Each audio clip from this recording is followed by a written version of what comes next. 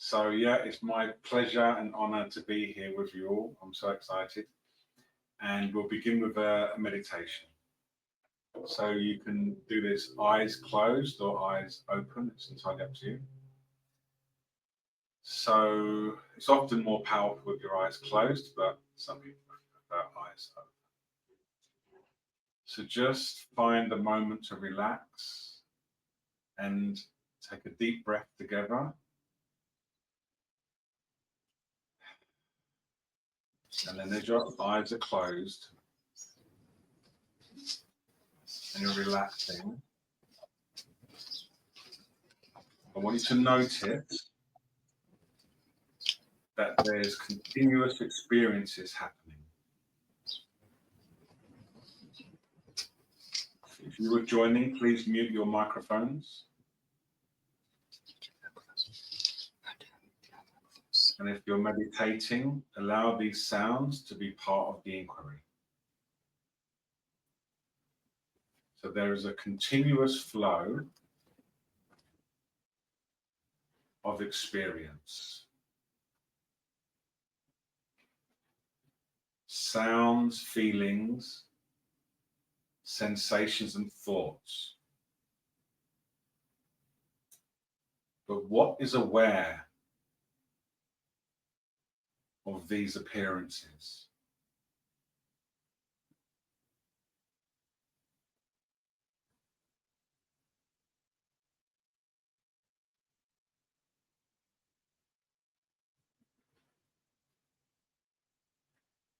Bring all of your attention into this moment.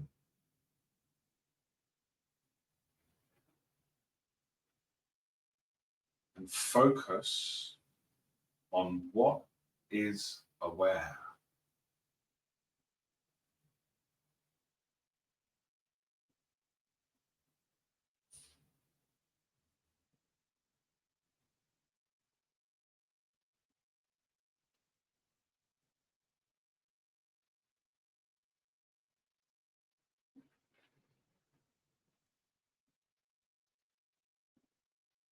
Notice there are thoughts.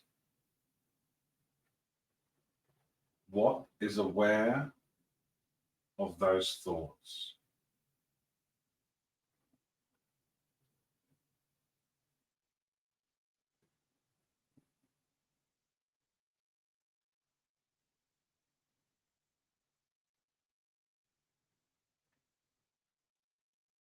Do you follow the thoughts? And if so, what follows the thoughts?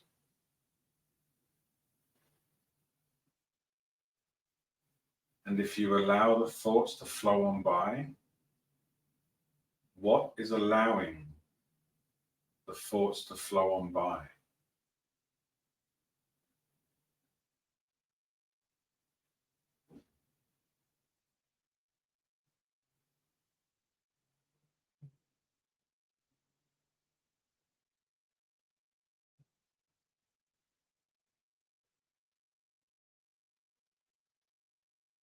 We spend our entire days always looking at everything else.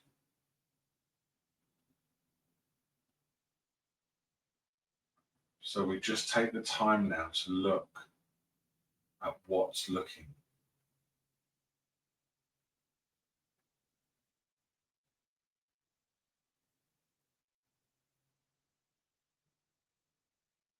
Is it affected by the flow of experience?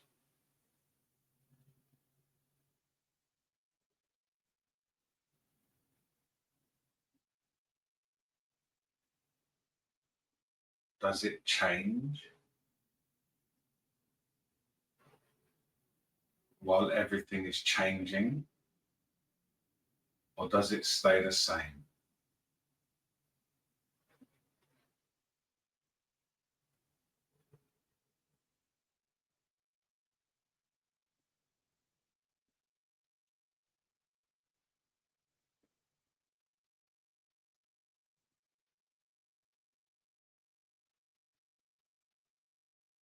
In this field of knowing, there's experience, but there is also a sense of identity, a me.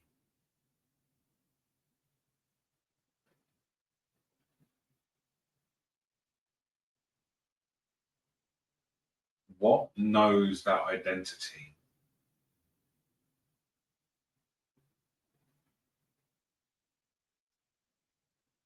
And does it share that identity? Or is it identityless?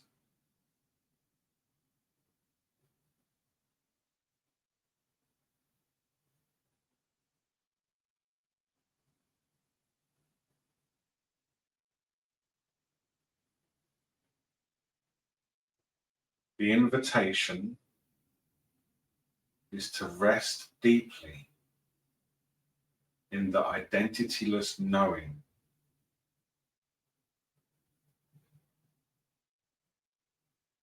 pure knowing.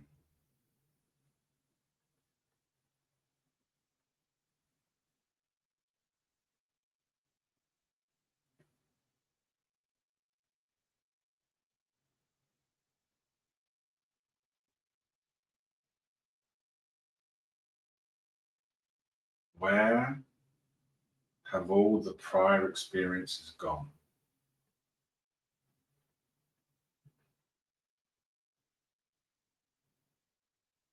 And from where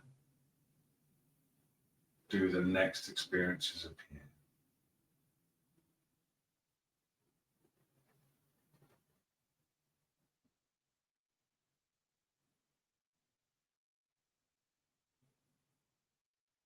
And the experiences that remain right now, in what do they remain?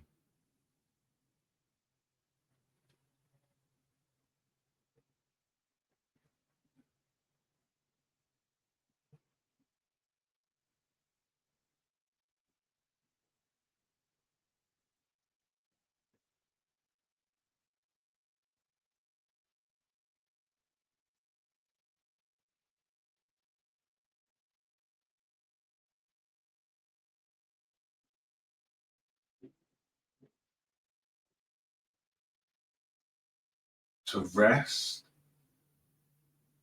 as this knowing presence is to fully allow everything to be exactly as it is.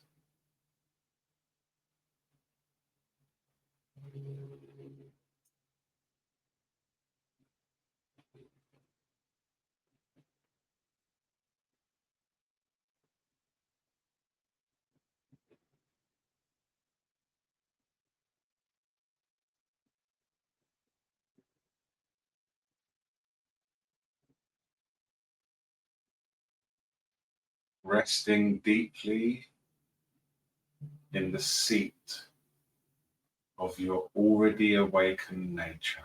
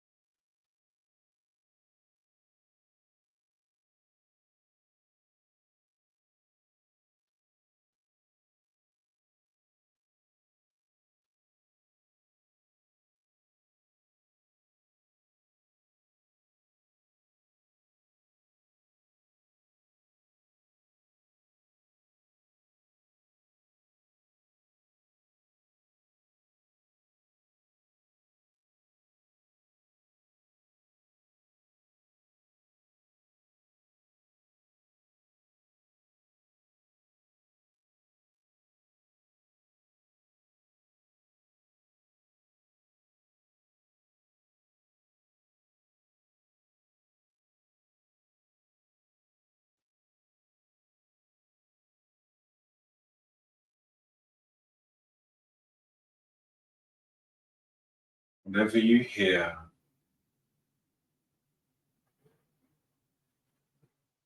the activity of seeking,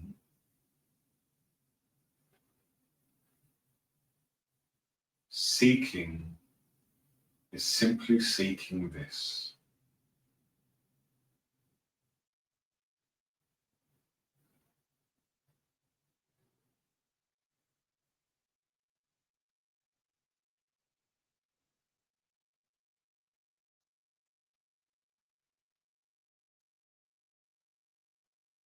This isness that comprises every moment.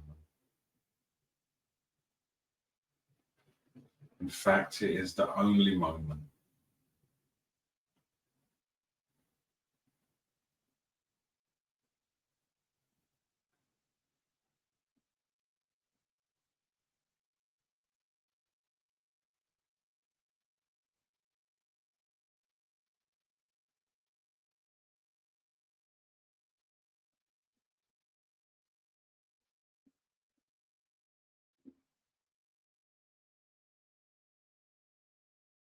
This is our natural home.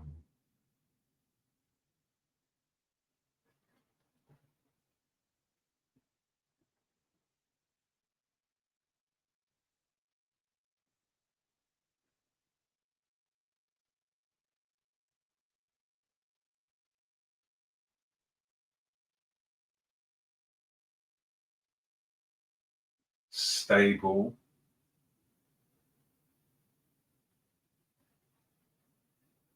unchanging,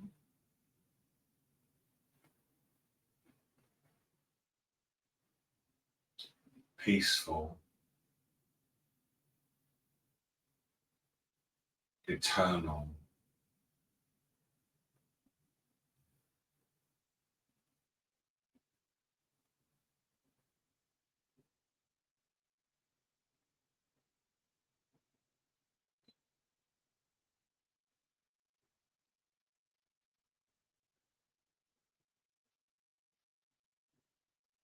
Always available and perceptually free.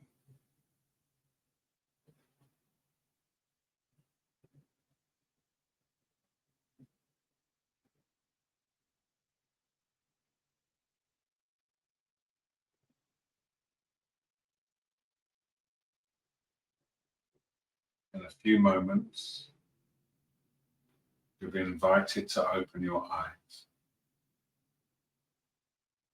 And the most intense sensory experience that we have as humans, the visual field, will return.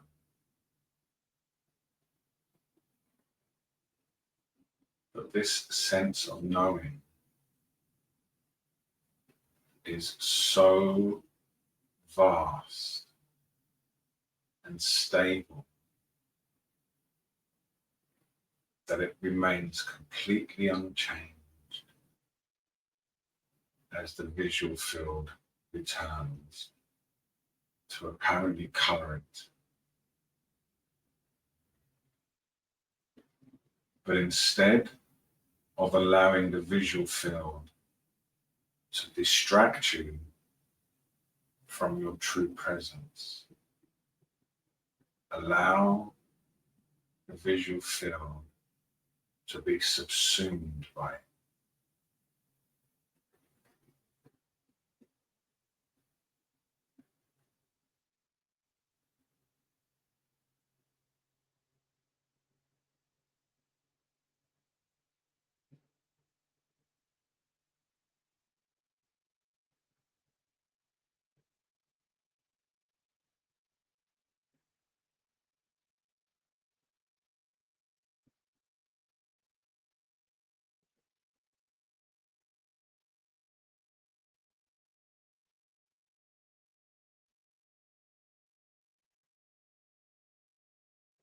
You can begin to open your eyes.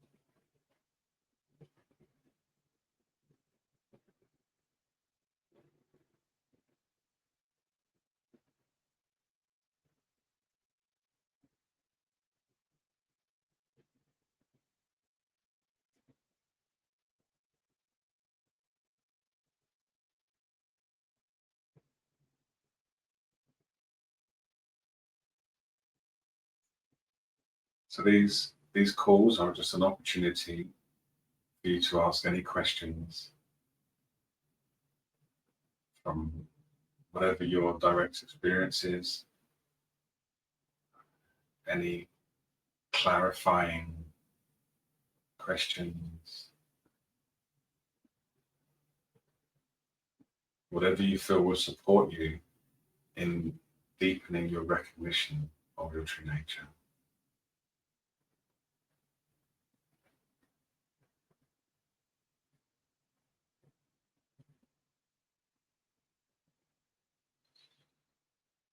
Hmm.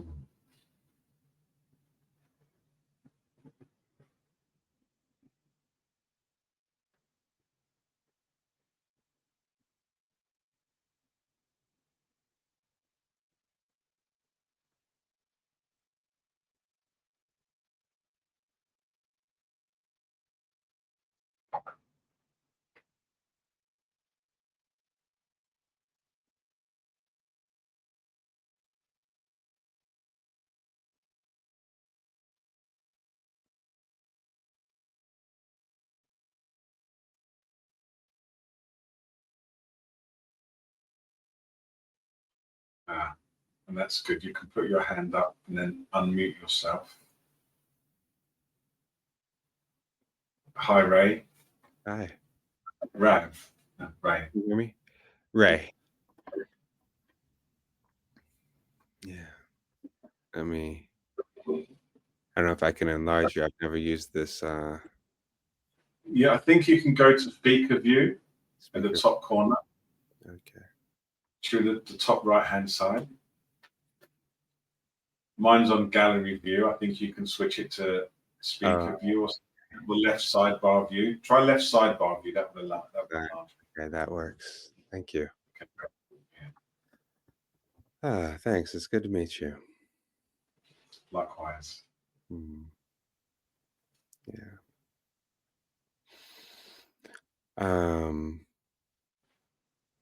Yes, realization, especially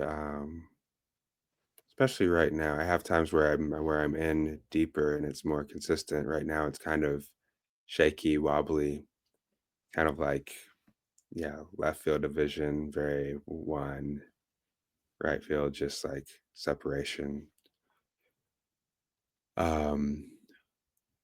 There's a sense of this really, I guess it's an intense, might be emotional, sensory. It's a sensation, and it's kind of like what pulls me in, and what it might be the sensation that I identify with as the ego or as separation or separate. And it has a lot of gravity to it, so it keeps or seems to have a lot of gravity to it. Like it pulls me back into that sense of feeling separate, and it's painful, and it's like, oh, it's like it doesn't want to be here. It's like kind of like this, uh, not wanting to be here in this, but just like it doesn't like existing in that way. Right. Yeah. Okay. So, can we do something with that right now? That would be great. Okay. So just close your eyes and tune into that sensation Mhm. in the body. It's an emotion. It's a physical sensation. Maybe there's a story. And just allow the emotion to be there fully. Mm. You can even say to yourself, in quietly or out loud, I allow this emotion to be here. I allow this emotion to be here. And then you can say, I allow my body to have this feeling. I allow my body to have this feeling. Yeah. Just really allow it to be. So the closer you bring any difficult emotion to your consciousness, the less volatile it becomes. Just completely bring it as close as you can and totally allow it to be as it is.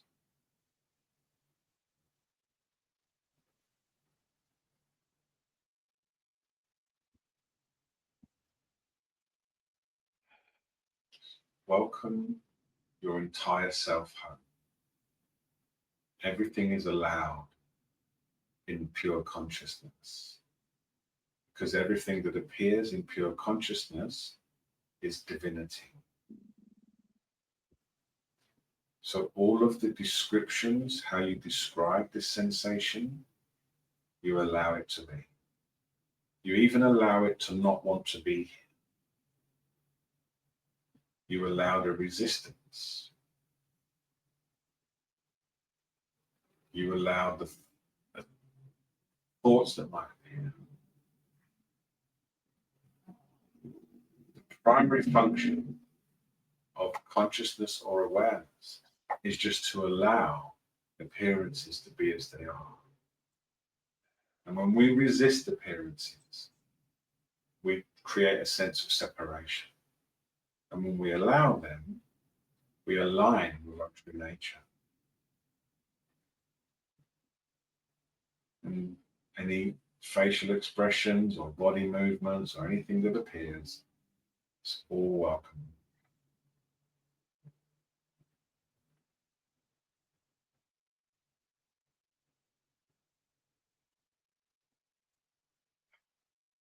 Mm. I feel resistance. Do I allow that as well? Yeah, so you allow the resistance.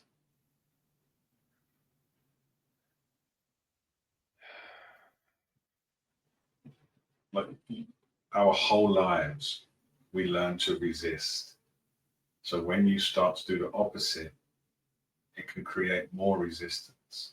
But you allow that.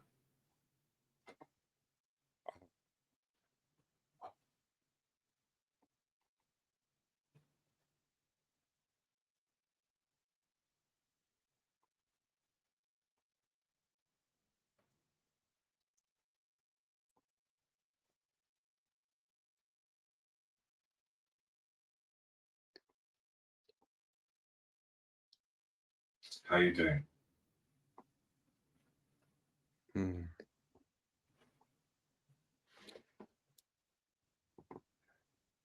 I feel it's like a contraction and it's like moving, undulating within itself, like moving. Okay. So these sessions can go quite deep.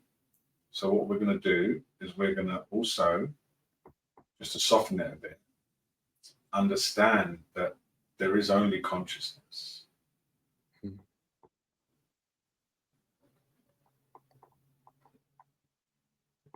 So you can look at this as your conscious self. You're observing a sensation.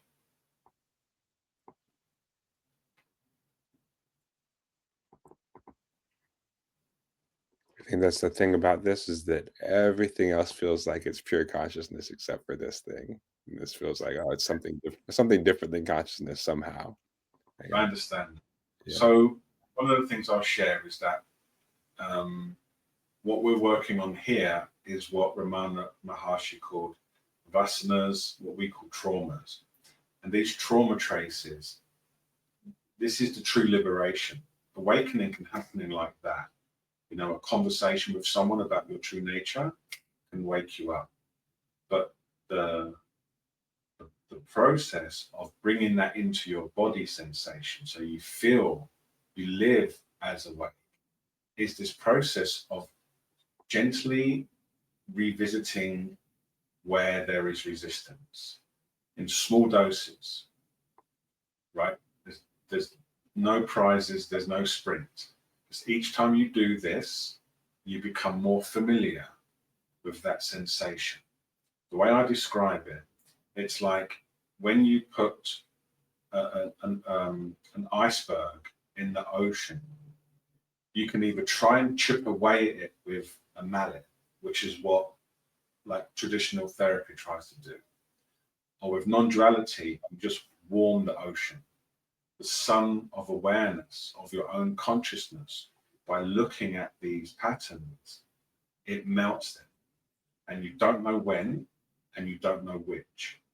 So the practice is, as consciousness, take a few moments to be courageous enough to allow each day, whatever you're resisting, just a little bit each day, allow it to be there.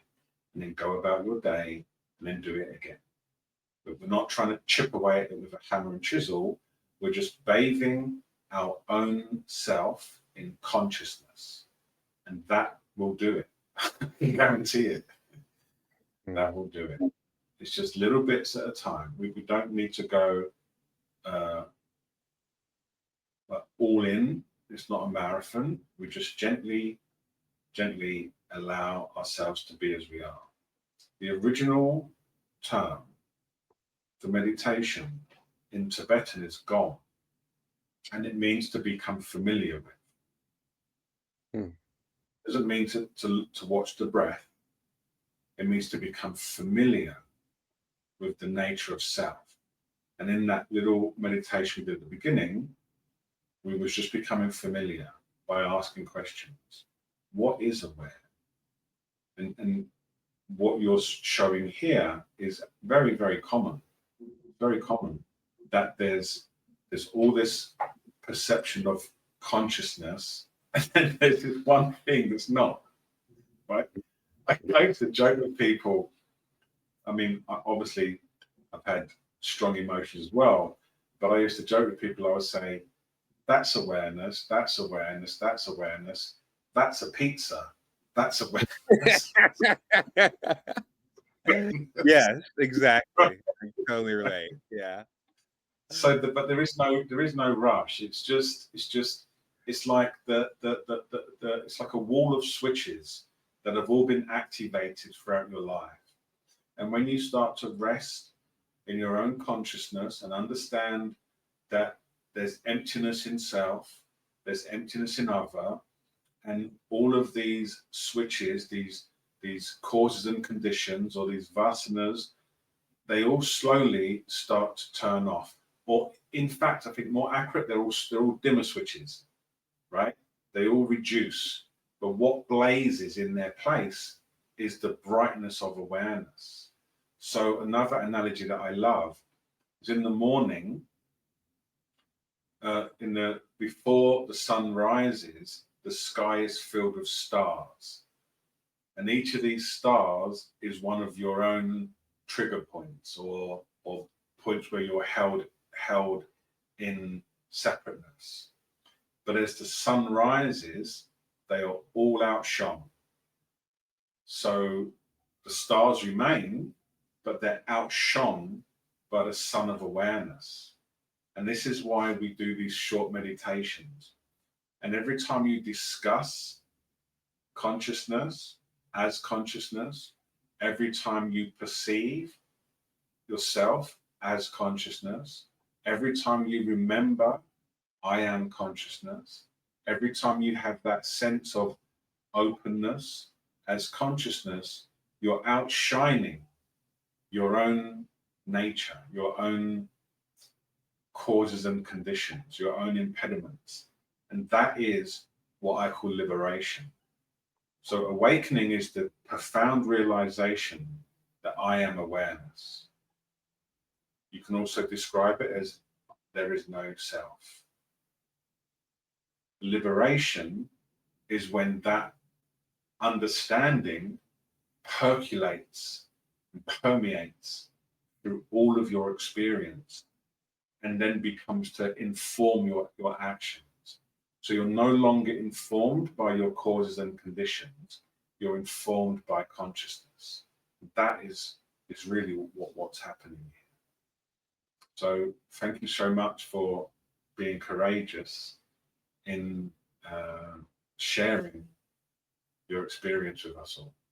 Really appreciate it. Yeah, appreciate you.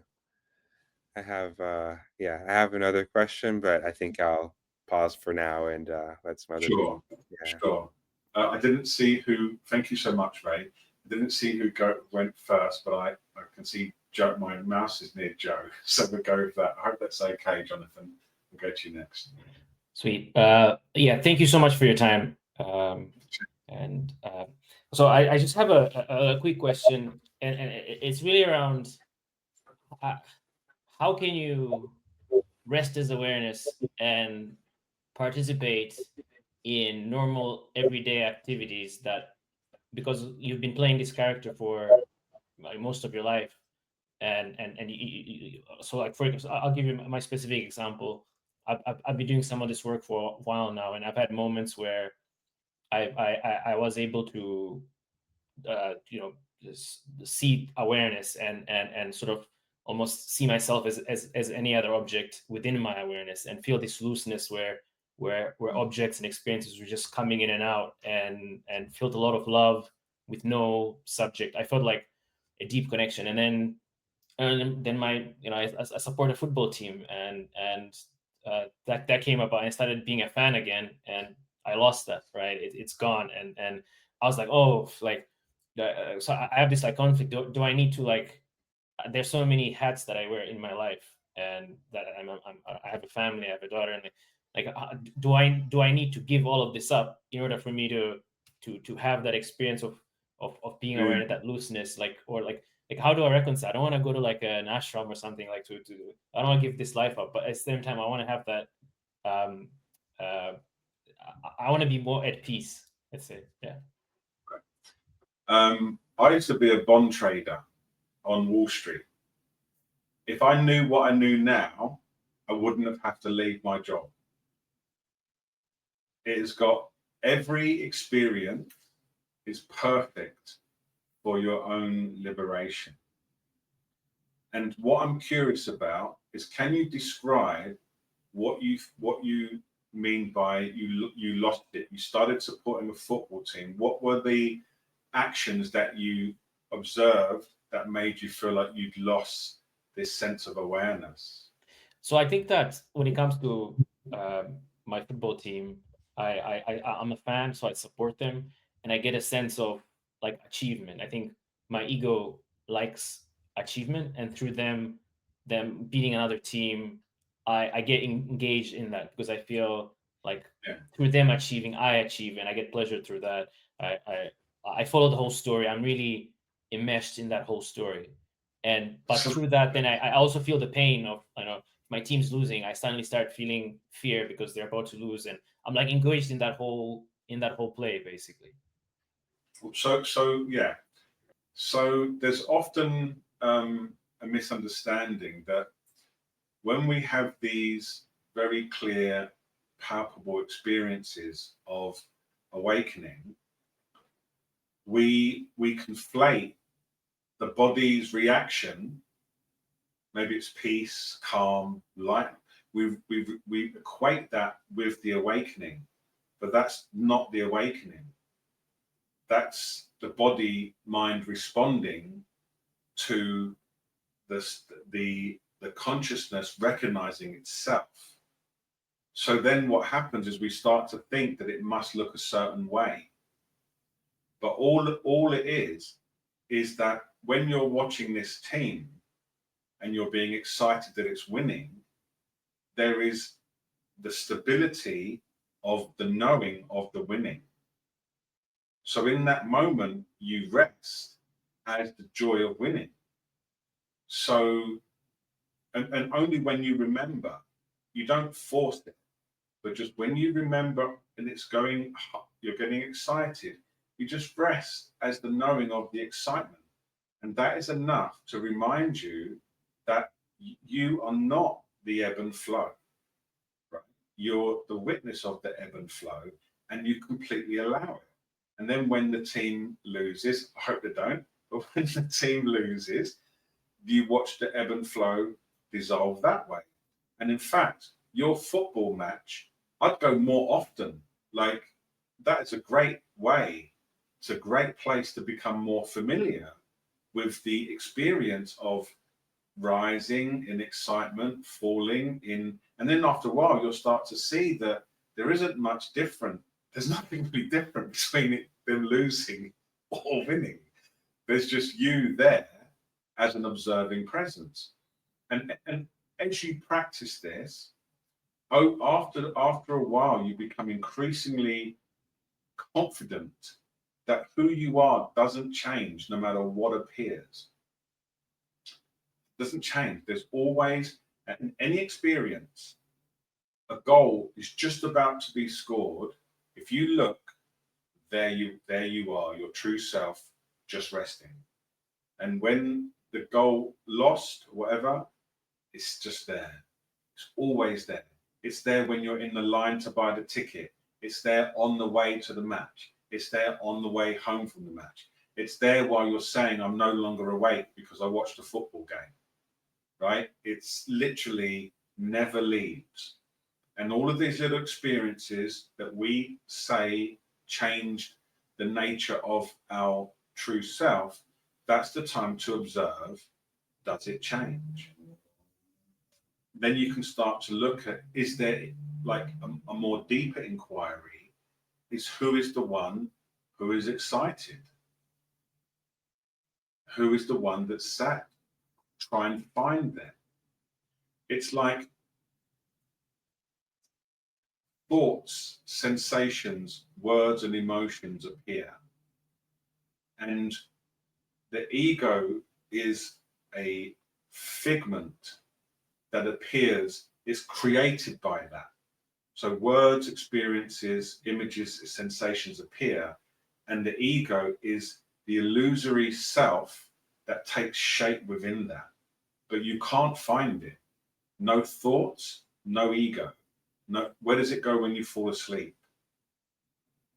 Right? You wake up, and the ego's job is to conduct the separate self throughout life. So the ego is a very positive thing. So you look at it to see it doesn't actually exist in its own right. It's a vehicle for engagement. And that's all it is. It's not a problem. You can enjoy the football match, those arise. You know, most of these things you're not even in control of anyway, right? Something happens and then there's a response. And then there's conscious observing it all. And all we have to do by resting as awareness is we allow this separate self to be to flow without attachment. And we still enjoy, we still have preferences, right? We still have preferences, but we're just not as attached, right?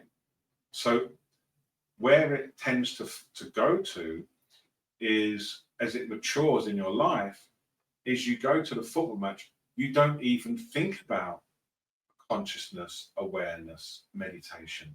You just enjoy the football match. And there's a sense of whatever it is, it is. It's like, it becomes instinctive. It's called instinctive recognition, right? It's people who have these, who go on this journey of awakening, first they have huge, like maybe not always, but they can have a realization. Then they have this stage where they think, am I awake? Am I not awake? What, this is the stage of doubt. Am I awake? Am I not awake? Then they start to realize, I do feel more free. I am less attached to things. And after a while, it just goes away. It's like before awakening, you do the laundry. After the awakening, you do the laundry. It just becomes an inbuilt recognition. And then you just enjoy your experience of life as it is. There's just a wisdom there. I said it to I was talking to Ray. You start to be informed by consciousness. So let's say you had a disastrous football match and all of your friends are very sad. You would be the one that would offer the stability, right? That's what starts to happen. It becomes a more of a service to others. So yeah, it's a very beneficial thing to do. I say enjoy more. And when it comes to the family, it's the same thing. Every experience is absolutely perfect for waking up. Every experience is perfect for waking up. This doesn't mean there isn't some benefit to isolated time, to meditative time, so on and so forth. But you can absolutely wake up in the midst of life. And that is the primary difference between the inward path and the tantric path. Tantric, as in Tibetan Buddhism path, is you use your life as the way. You use your life as the way. I've been doing that now for nearly 20 years. Every experience I've had, my approach to it is to clarify it as awareness. And one last thing I'll say here. You know where you're not seeing consciousness because it's whatever you avoid, right? So perhaps a guidance could be when you go to your football match, just allow yourself to be yourself completely unrestrained without concern about whether you are awake or not, and just keep a little bit of resting in consciousness while that's happening. Thank you. Okay. All right. Jonathan, I'll just unmute you. Oh, you've done it. Thank you. Thank you. My pleasure. So the previous two conversations are a pretty good lead up for mine, I think. So actually 1 year ago to the day was what I now kind of consider my not my first awakening, but kind of the most transformative. Without getting into the details of how that all developed, what came out of it is the only real way I think I can explain it is like this kind of this almost like a rope that I know is pulling me in a direction. Like it feels like a North Star compass level thing. And over the past year, that has my life has really been transformed in so many ways, in good ways. So many things have been falling away. It's been mostly a process of just kind of evaluating as things come up. I mean, this morning a year ago, I made my cup of coffee and I tasted it and I was like, man, this is vile. Like, wait a minute, do I not like coffee? And that like thing after thing after thing, it's like pointed me in this direction of questioning, and it's been a kind of, like I said, a compass. And I've kind of identified that as that which persists, that which has always been true. It's led me to be able to see through the I guess the illusion of, like sitting in a movie theater, recognizing that I'm in a theater instead of being like invested in what's on the screen. So it feels very real, very true when you talk about like being aware of the nature of consciousness, following that. My question, like, what are the tests? Because the reality I was experiencing prior to this awakening also felt very, very real and true. And you know, it feels to me like after mining through these experiences, I mean, like it's like it points me at a bonfire and says, walk through the bonfire. And I'm like, no way that's going to hurt. And then okay, well, I have to go through it. And then I come through it. And instead of being burned up and scarred and in pain, it's like it burned away the part of me that needed to go. And so, like, it's that level of experience and truth. I said before I identified as consciousness, really, I call it truth. Like it feels like essential truth to me. But like I said, the reality before that experience also felt so true. And so I guess the question comes down to like, how do I even know that this is actually true and not just another extension of the illusion of thought or yeah, I guess I'll leave it at that. If I can clarify more if it would be help, but that's the essence of my question. So before I answer that, I'll ask another question. Why do you want to know that? Wow, that's a really good question.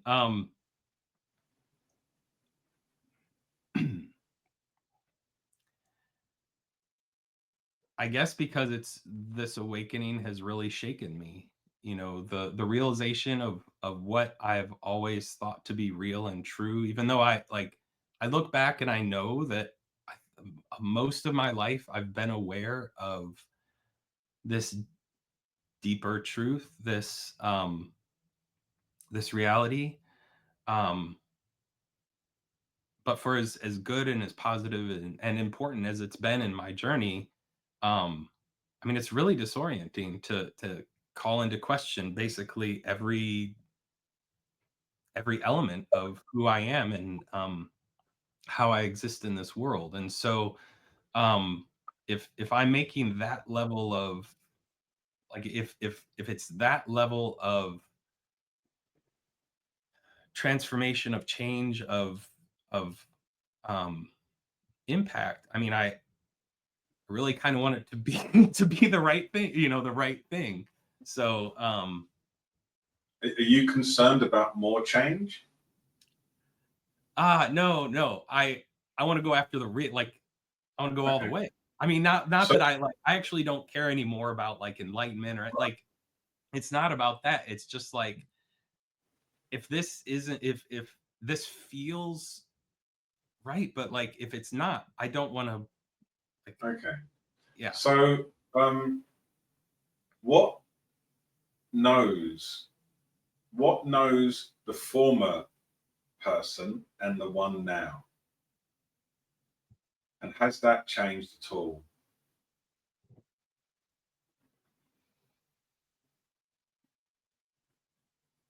No, it hasn't. I mean, I can't Right. say what knows because it's indescribable Yeah. with words. Yeah. But we use, I don't know if we use words to point to it, but don't really describe it. But you use the word truth. I'm happy with that. We can use whatever. But it doesn't change. And what I think is happening is a bit what I said earlier, is as you recognize truth. So a lot of teachers don't really, maybe they don't really share this in this way, but okay. So a lot of the traditional or maybe neo-Advaita say I don't exist, right?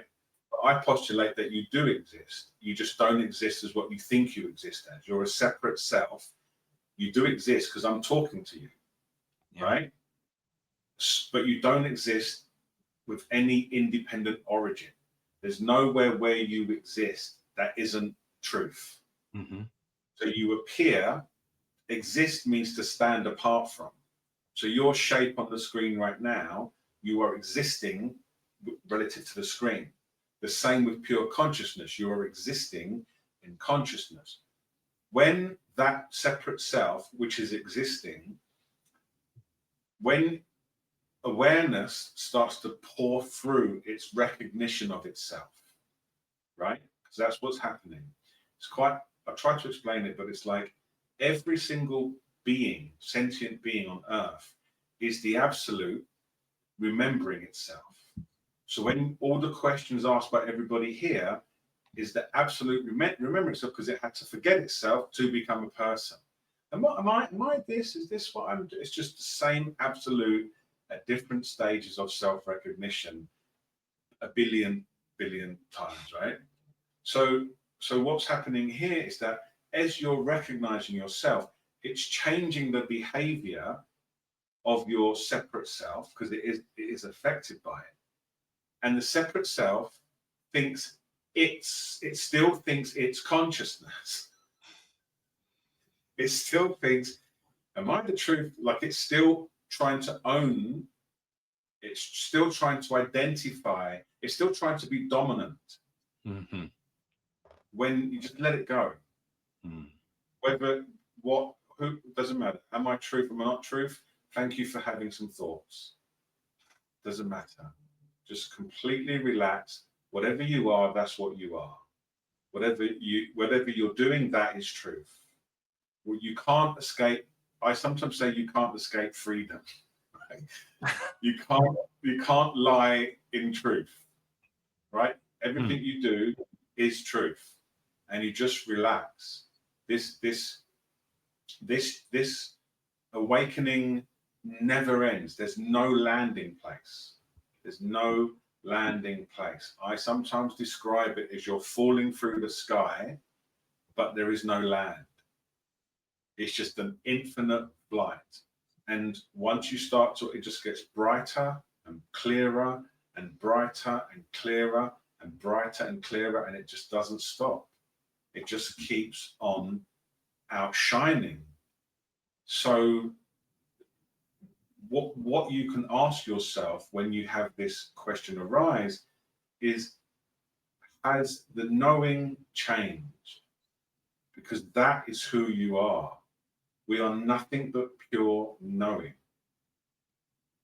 That is who you, and it never changes. It's always the same.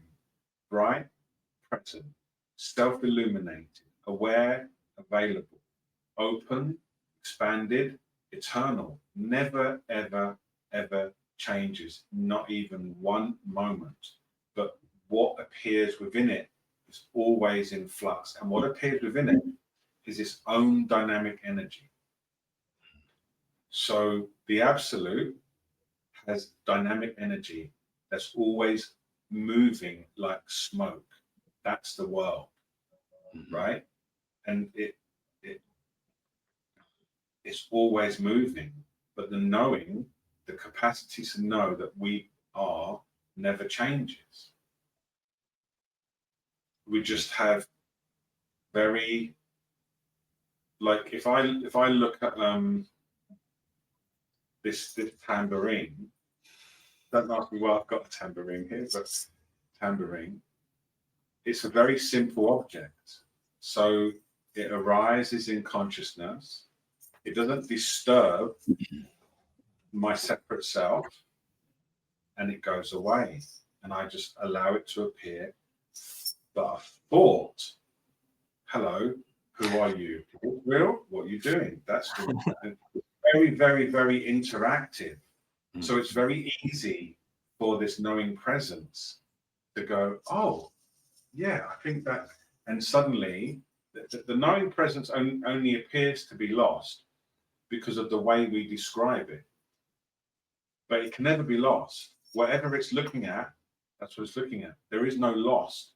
But a little analogy is, if you've ever played those video games where you're driving the car and you've got the screen and there's a button and you're looking through the window, and there's a button and you're looking at the back of the car. And we've learned through meditation practices that looking in the window is wrong because we're engaged. which is the football match question from Joe. So we press the button and we see the back of the car. Now we're being mindful. But they all occur on the screen. And the screen isn't changing. So the screen is present 100%, whether it's looking through the windscreen or the back of the car. It's the same for us. If you're walking around with a candle in a meditation center, taking small steps, or look how mindful I'm being, and then you suddenly see the food thing being, and you're like, oh, I want to get there quickly. I can get the croissant, right? Now, but you're still just pure consciousness. The knowing is just knowing. So all of these flips from the front of the car to the back of the car is just what's occurring. It's just what's occurring. And you relax as the knower of it. So I guess, I mean, that's really helpful. And so thank you.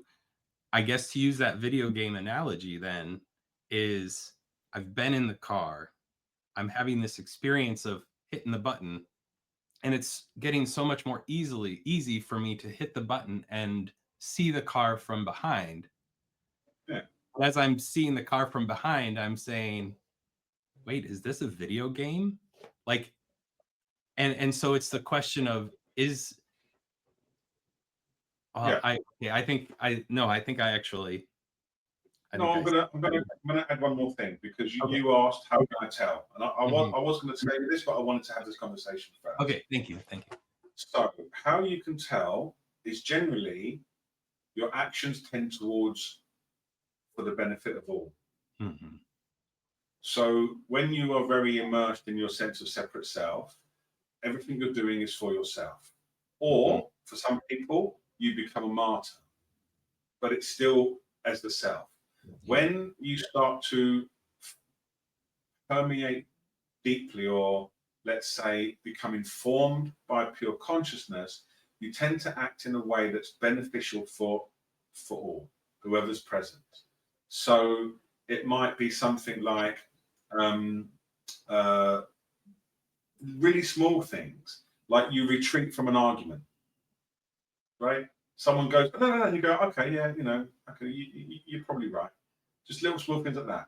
Or you might, just like offer a commentary to someone in a way that is like available, or do things for yourself that is beneficial. And it happens in different ways. For me, it became beneficial thoughts. That was the first thing. Extremely beneficial thoughts. I stopped beating myself up. I stopped hating on myself. I stopped feeling I was this and that. Then what came was beneficial emotions. I just started to feel at ease and at peace with whatever's going on. And that affected my family and my friends close to me. The latest and slowest one for me, and it can be any order for anybody else, was beneficial actions to my body. Right? And that's been the slowest, but someone else might go the other way. But you just start to notice you be of benefit. And, my family, for however they are, I used to always argue all the time with all my family. We come from a very intense background, and that just stopped. And I'm able to make jokes. I'll give you one very personal example. I'd been away for 4 years because of the COVID thing. And I went into my parents' house. I was in for 4 years, and I've got my imagination of what it's going to be like. And my dad is lying on the sofa with a magazine. And I went, hey, Dad. And he just held the magazine. He went, hi. Like, he didn't even look up, because he's got his own traumatic experiences. And it was like, it hit really hard. But I sometimes explain that when pain arises in when you understand your nature, it arises and liberates at the same time. And I literally looked at him, and I picked up a magazine and I held it over my face, and I said, good to know. And then we started talking with the magazines, and then he started laughing, right? And it's like, I would never have done that if I wasn't able just to be with myself and allow this liberation to appear. I would have been really furious, because remember we was a very argumentative, I would have gone berserk. So how you know that this is truth is it shows up as a source of support in difficult circumstances where you are able to tend the situation towards more benefit. Not always, but mostly. And I often call it the great catcher's mitt. Like somewhere it catches you. It might not be immediate. It might be 5 seconds. It might be half an hour. It might be a day. But you will be the one that will go back to that relationship and say, hey, sorry about that. Let's recover. That's what happens. You don't fixate in this separate self with this immovable posture where the ego is so wrapped up in being right.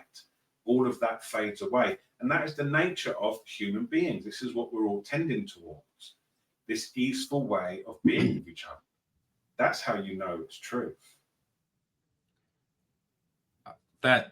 So as you were talking, that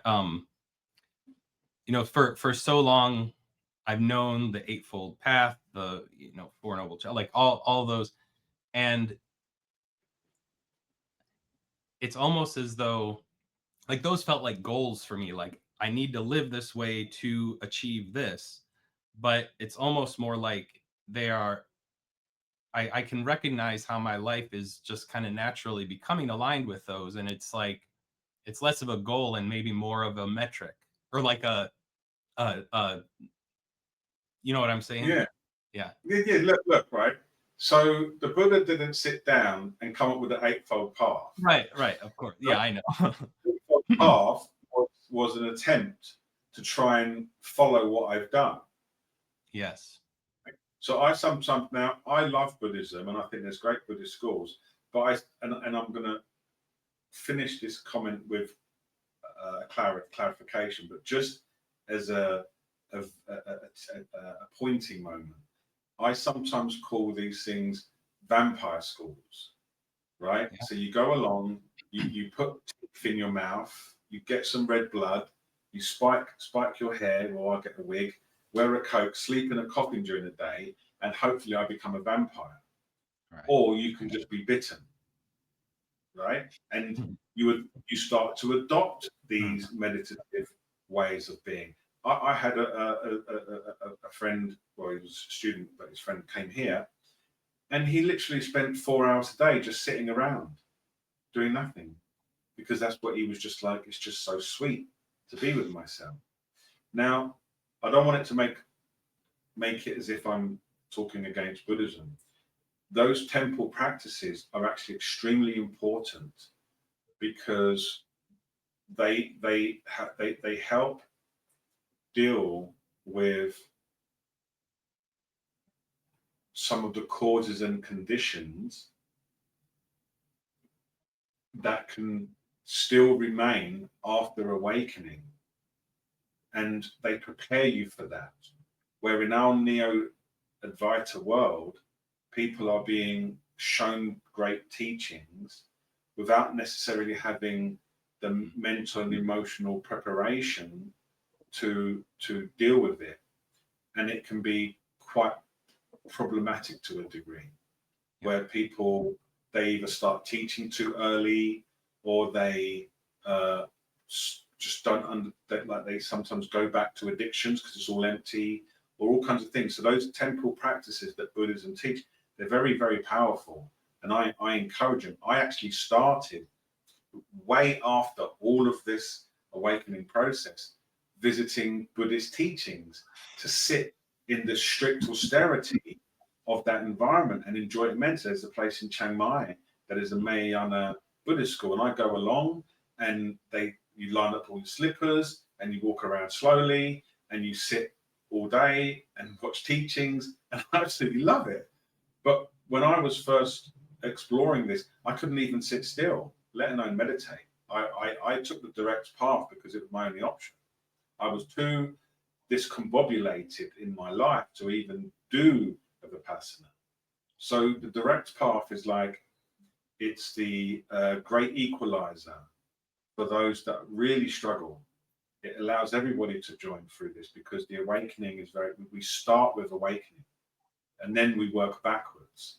Where the other schools, I think it must be very funny, it's somewhat funny, to go to a Tibetan Buddhist school for 15 years, and at the end they say, yeah, there's nothing to do. Yeah. So, and I had a great teacher once called Annie Zamba. She passed last year, and she was very great. She said to me, because I used to think Dzogchen was the best teaching, and she's a Dzogchen master. She's like, why do you think that? That's ridiculous. I'm like, well, it is though. She goes, you think that, but every person has a karmic connection with a teaching, and if you find it, enjoy it. So I went a little bit off your topic, but I was just wanted to round off the understanding that this desire to ape practices of sages is natural, but what's more natural is those practices start to show up in your life because that's how they first appeared. Someone watched someone going, wow, this person's what's going on here?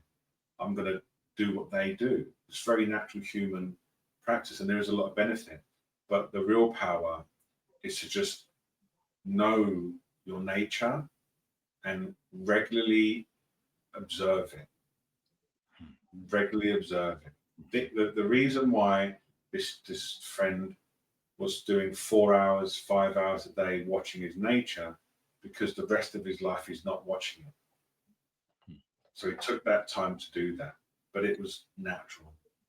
So yeah, I hope that answers. Thank you. Or offers some support at least. It does. Thanks. Very much. I appreciate it. Thanks. No problem. Okay, I think we're approaching that here. Maybe we'll just sit together for 5 minutes in silence.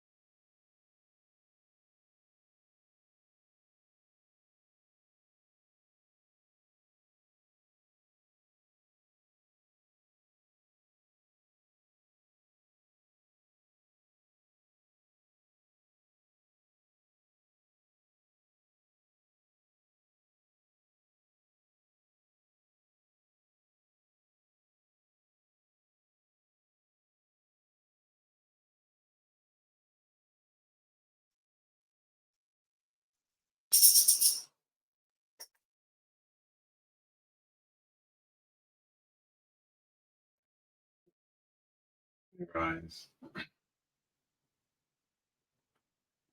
I'm glad this tambourine was here now. I do have a little announcement to make.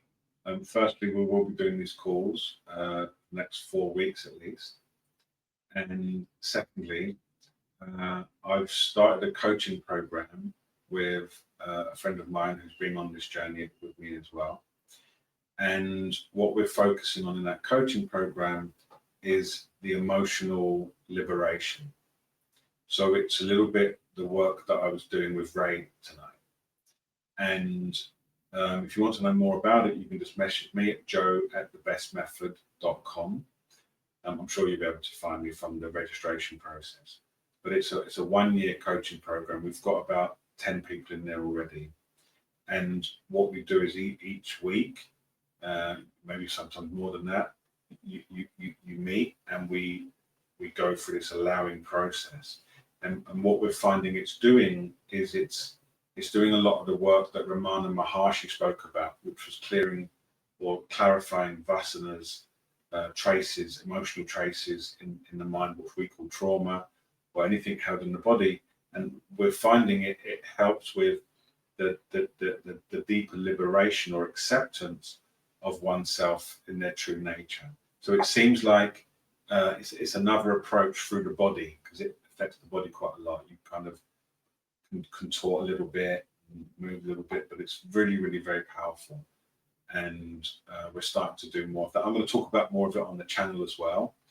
The main reason being is I feel that sometimes non-duality teachings are moving more and more towards this idea that there's one understanding that resolves all. Where I find a greater experience is that there's one understanding that resolves a lot. But then, and Ramana Maharshi spoke about this so much, but it was kind of dropped by his students like Papaji and so on. You've got to work on clearing the vasanas, and this is how you liberate. So if you want more information about that, do feel free to message me, and I'll send you the link and stuff like that. We're not quite promoting it yet, but we've been doing it in other places for a while, and that's why we've already got 10 people. And with that said, I thank you so much for all coming along. I'm so grateful that I get to spend time with people who are interested in this subject, because there's not that many. So I just love it. I love it so much. So thank you for joining me, and hopefully I will see you next week.